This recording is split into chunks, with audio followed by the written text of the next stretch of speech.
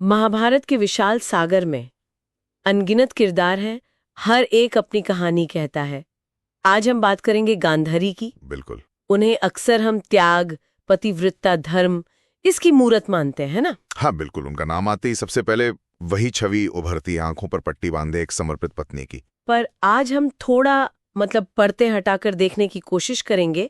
हमारे पास जो स्रोत सामग्री है उसके आधार पर समझेंगे कि उनके फैसले, उनकी चुप्पी, उनका असर क्या हुआ। हाँ, क्योंकि कभी कभी जो चीज ऊपर से सद्गुण दिखती है या जो निष्क्रियता होती है वो अनजाने में बड़े विनाश का कारण बन जाती है। यही समझना जरूरी है। शुरुआत करते हैं उनके सबसे चर्चित कदम से। जब उन्हें पता चला कि उनके पति धृतराष्ट्र देख नहीं सकते तो उन्होंने खुद ही अपनी आंखों पर पट्टी बांध ली। जी, और इसे हमेशा पति भक्ति की मिसाल के तौर पर पेश किया गया, परम समर्पण। स्रोत में एक श्लोक भी मिलता है जो उनके उस समय के शायद दुख को या स्थिति को दर्शाता है। हाँ, वो श्लोक है, अहो बता धमं ज्ञातम कुरुष्व माम अधोहम धृतराष्ट्रस्य भार्या गांधारी चोच्यते। अच्छा, इसका मतलब क्या हुआ? इसका भावार्थ है कि हाय, मैं कितनी अभागी हूँ, सब जान लो, मुझे धृतराष्ट्र की पत्नी गांधारी कहा जाता है। इसमें एक गहरा दुख छलकता है पति की स्थिति को लेकर, और इसी गहरे दुख को शायद अटूट समर्पण मान लिया गया। पर यहाँ एक सवाल उठता है, क्या ये वाकई महान त्याग था या फिर कहीं ये सच्चाई से जो असलियत उनके सामने थी उससे मुंह मोड़ने का एक तरीका था, एक तरह का पलायन? ये बहुत महत्वपूर्ण सवाल है।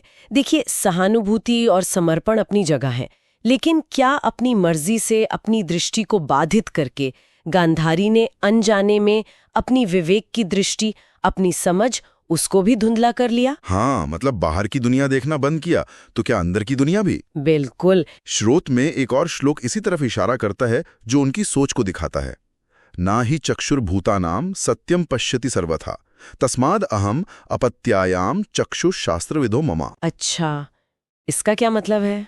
इसका भाव है कि वास्तव में ये जो बाहरी आंखें हैं ये हमेशा प्राणियों का पूरा सच नहीं देख पाती, इसलिए मेरे लिए तो शास्त्र यानी ज्ञान वही मेरी आंखें हैं। ओहो, तो मतलब उन्होंने बाहरी दुनिया के बजाय शास्त्रों या आंतरिक ज्ञान पर ज्यादा भरोसा किया। हाँ, ऐसा लगता है, और ये अपने आप में गलत नहीं है, पर क्या इस चक्कर में वो उस यथार्थ से कट गई जो उनके सामने रोज घट रहा था?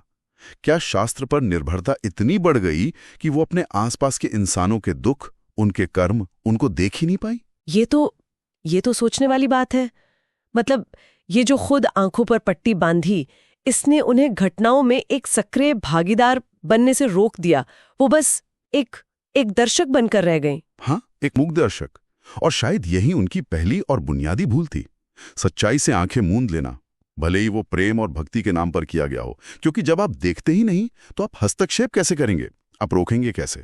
आंखों पर पट्टी बंधी थी तो दुर्योधन के प्रति उनका जो स्नेह था वो सही मार्गदर्शन देने के बजाय कहीं ना कहीं हद से ज्यादा लाड़ प्यार में बदल गया। मतलब वो कोई बुराई नहीं देखती थी। हाँ, पर इसलिए नहीं कि बुराई थी ही नहीं, शायद इसलिए कि उन्होंने उसे न देखने का चुनाव कर लिया था। वो अपने बेटे की गलतियों को, उसके बढ़ते अधर्म को अनदेखा करती रहीं। और वो भी कब?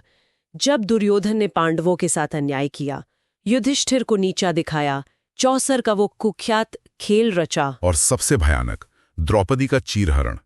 उन सारे पलों में गांधारी की चुप्पी बहुत बहुत भारी लगती है। उनकी उस निष्क्रियता ने उनके अपने नैतिक अधिकार को कमजोर कर दिया। हाँ, क्योंकि अगर वो उस वक्त बोलती शायद कुछ असर होता। शायद, कौन जानता है। लेकिन उनकी सलाह, जिसका जिक्र अक्सर होता है, यतो धर्मस्ततो जया, यानी जहां धर्म है वही विजय है। हाँ, ये तो वो कहती तो थी, पर यह सिर्फ एक दार्शनिक बात बनकर रह गई, एक सिद्धांत। ये कभी उनके अपने बेटे के अधर्म के खिलाफ किसी ठोस कार्रवाई, किसी निंदा, किसी रोक टोक में नहीं बदली। तो ये उनकी दूसरी बड़ी चूक हुई, अपने बेटे के गलत कामों को अनदेखा करना। हाँ, अनदेखा करना, और शायद प्रेम को विवेक से ऊपर रख देना।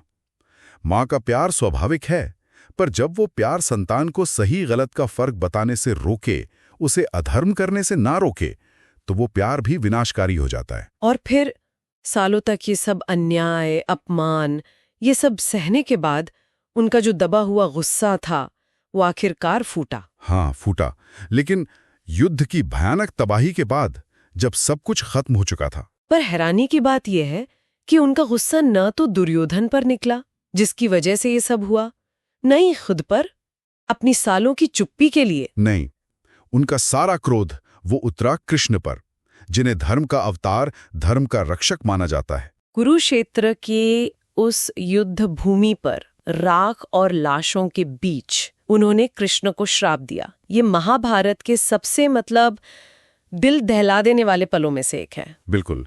स्रोत उनके शब्दों का सार कुछ इस तरह बताते हैं। यस्मादपथ्य हीना हम कौरवानांक्षये कृते अनुरिण्या देवदेवाश्च त्वं शब से विश्वात्मनः।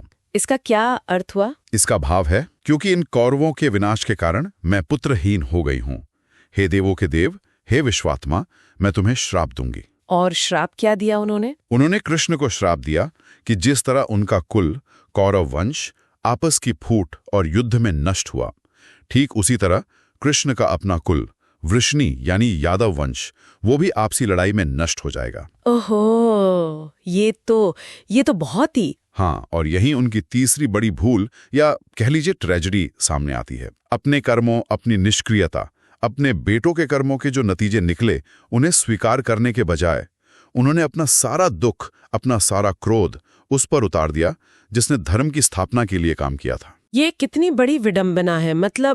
जिस महिला ने सालों तक अपने बेटे के अधर्म पर प्रभावी ढंग से कुछ नहीं कहा, वो अब धर्म के प्रतीक को ही श्राप दे रही थी। हाँ, उनका वो देर से जागा हुआ क्रोध, वो गहरे जख्म, वो एक विनाशकारी शक्ति बन गया।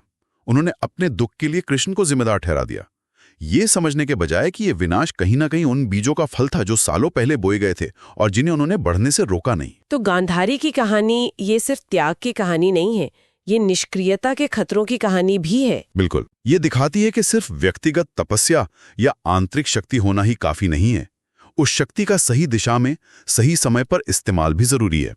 गांधारी की अपार आंतरिक शक्ति व्यक्तिगत दुख सहने और तप में लगी रही, जबकि उनके परिवार को, उनके राज्य को उस शक्ति की, उस मार्गदर्शन की, उस नैतिक हस्तक्षेप की सख्त जरूरत थी। हाँ, उनकी चुप्पी एक तरह से मौन सहमति बन गई।